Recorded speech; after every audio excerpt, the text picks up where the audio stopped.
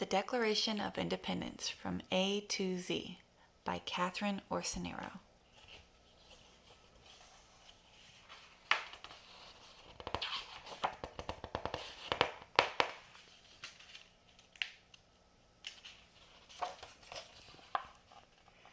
A is for America.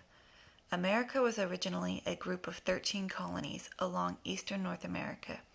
The colonies were ruled by King George III of England, who lived far across the sea.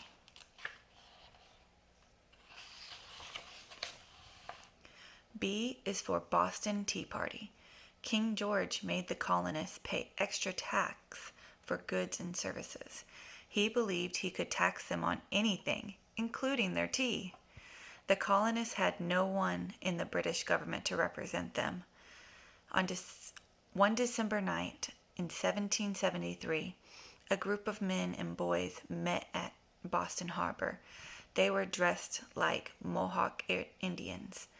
Their mission was to destroy all the tea aboard 3 British ships. Careful not to cause any other damage, the group dumped the tea into the harbor. The event was called the Boston Tea Party.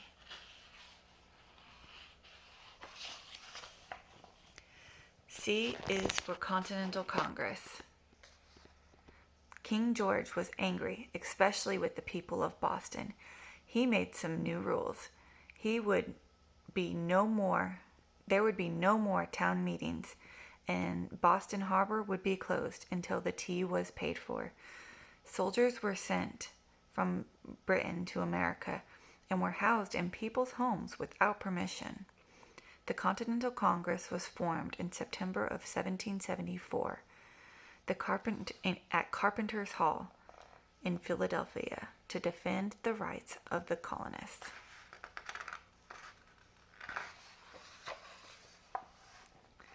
F is for fight. The British Redcoats marched to Lexington looking for the rebel leaders. They met American soldiers called Minutemen. A fight started. 8 Americans died. The Redcoats marched to Concord looking for hidden gunpowder. Minutemen came from other towns and villages. Paul Revere and William Downes had warned them that the British were coming. Another fight broke out. This time, the British ran back to Boston in fear. G is for grievances. The grievances and complaints against the king grew. He cut off American trade with other countries. He took away a person's right to trial by jury and the charters the colonists used to govern themselves. These actions made people angrier. H is for John Hancock. John Hancock joined the other delegates in Philadelphia in May of 1775 to start up the Second Continental Congress. He served as president. Congress again tried to make peace with England, but with no success. I is for independence. A pamphlet came out in January of 1776, Common Sense.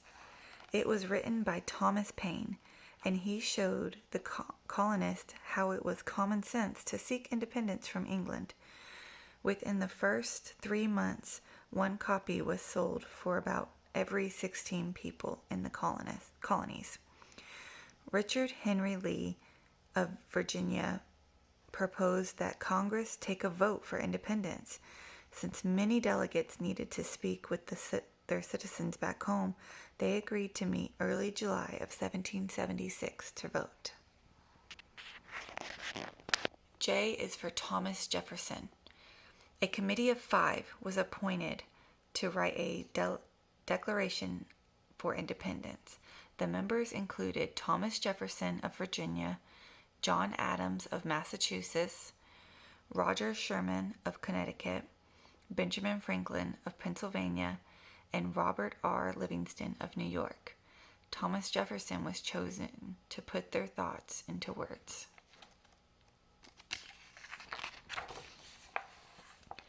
K is for keynote.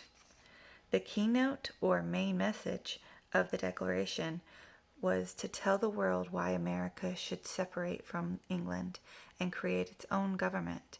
27 grievances were written against the king. L is for life, liberty, and pursuit of happiness. The Declaration stated that people were endowed by their Creator with certain unalienable rights, that among these are life, liberty, and pursuit of happiness. If the government acted in a way to destroy these rights, then it was the right of the people to change that government. M is for majority. Congress was shown the document on July 2nd. After making changes, the delegates voted. The majority, or largest number of delegates, accepted the rewritten Declaration of Independence on July 4th, 1776. N is for nation. John Hancock, the President of Congress, and Charles Thomson, the Secretary of Congress, were the only ones to sign the document that day. With their signatures, they declared that a new nation was born. O is for oath. The last line of the Declaration was an oath or promise. And for the support of this declaration, with a firm reliance on the protection of divine providence, we mutually pledge to each other our lives, our fortunes, and our sacred honor. P is for proclaim. On July 8th, the Declaration was read to large crowds in Philadelphia. The old State House bell, later named the Liberty Bell, was rung. Once it were words from the Bible, "Proclaim liberty throughout the land unto all inhabitants thereof."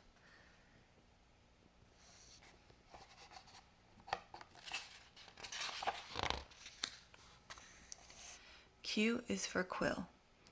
A large bird feather is called a quill. These feathers made excellent pens. When the ends were sharpened and the points dipped in ink, the quill pen was used to write and sign the Declaration. R is for revolution. Printed copies spread the news across the land. Bells rang, people cheered, cannons fired. A revolution, or a change in government, was now official. The Revolutionary War would continue until the Americans won in 1783. S is for signatures. 56 members of Congress signed a large handwritten copy of the Declaration of Independence. The British would now be looking to arrest these men for treason against the king. T is for Timothy Matlock. Timothy Matlock, the assistant to Secretary Charles Thomson, carefully copied the Declaration. U is for United States. With the winning of the war, the United States of America was accepted as a free and independent nation. V is for valuable.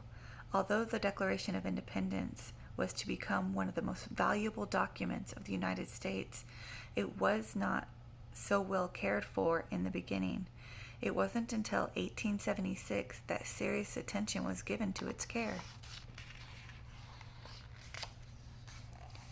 W is for world. The document sent out a message throughout the world that people had the right to govern themselves. X is for exhibit.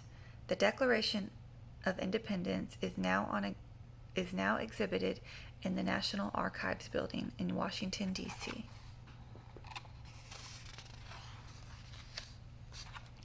Y is for yearly.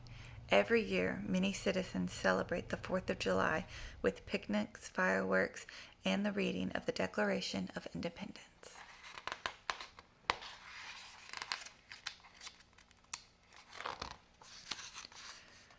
Z is for zeal. Our forefathers loved this country so much that they were willing to fight for its freedom. Thanks to their zeal and devotion, the United States of America is more than 230 years old. The end.